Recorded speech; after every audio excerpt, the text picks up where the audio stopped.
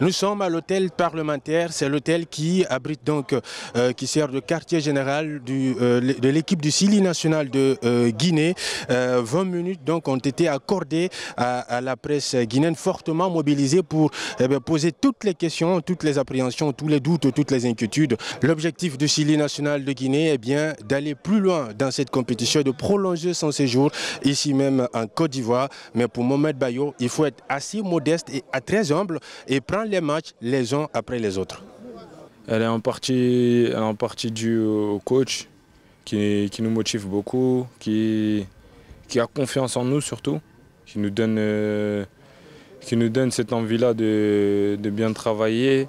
Il nous montre qu'on a les qualités et il nous met dans les meilleures conditions pour qu'on puisse être performant sur le terrain. Et c'est aussi grâce à tous les joueurs qui sont motivés, qui ont envie de bien faire, qui ont un souvenir de l'échec de la dernière CAN. Donc c'est sûr qu'on n'a pas envie de refaire deux fois les mêmes erreurs.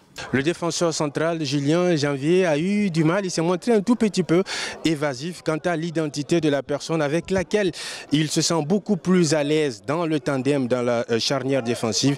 Pour lui, tous ces défenseurs ont un potentiel incroyable avec lesquels bien sûr il peut bien s'accommoder.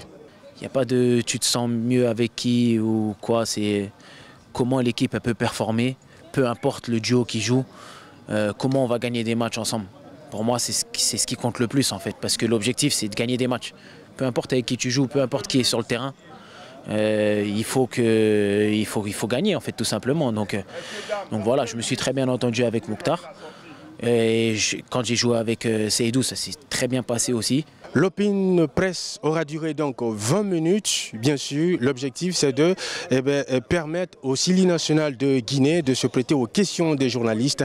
À rappeler que la deuxième sortie de la Guinée est prévue donc pour ce vendredi face aux Scorpions de la Gambie qui se sont lourdement inclinés face donc aux Lions de la Teranga du Sénégal sur un score sérieux de 3-0. Les Lions ont rugi. C'est donc un sérieux avertissement lancé à la concurrence et à l'émulation.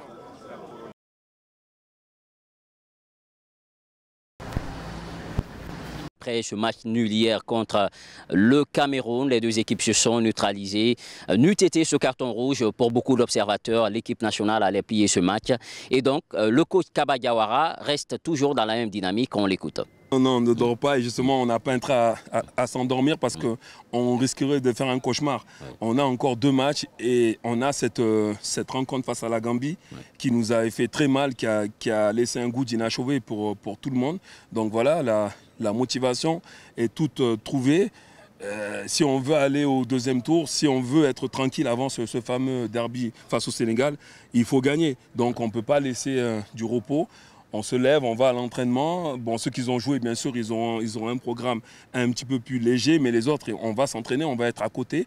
Et on va travailler après l'après-midi à la vidéo pour vraiment voir ce qui a allé et ce qui n'a pas été. Après, on tourne la page de ce match-là et on se focus sur la Gambie. Il est également revenu sur le cas des blessés. Naby Keita, qu'on n'a pas vu hier dans le match, même si lui, à la différence des autres, il s'est entraîné avec le reste de l'équipe avant-hier. Et hier, on l'a vu, il avait commencé à se réchauffer, mais avec le changement de paramètres sur le terrain. Donc l'entraîneur avait voulu mettre un accent particulier sur le jeu offensif pour essayer de maintenir ce match nul-là. Il est revenu également sur le cas Serhou Guirassy, Abdoulaye Touré.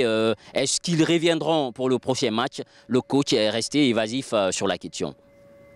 Vous savez, on va aller s'entraîner là. On a 3 jours, on joue vendredi, on est mardi. Oui. On a encore du temps. C'est vrai que c'est des joueurs très importants dans notre groupe.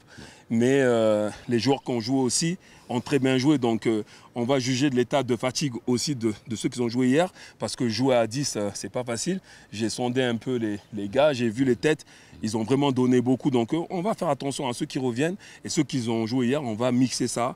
Et on va essayer d'avoir un 11 capable de prendre les 3 points contre la Gambie. C'était Djiba Milimono pour Espace TV depuis Yamoussoukro. Ici, nous sommes à 233 km d'Abidjan, au quartier général du Sili national de Guinée.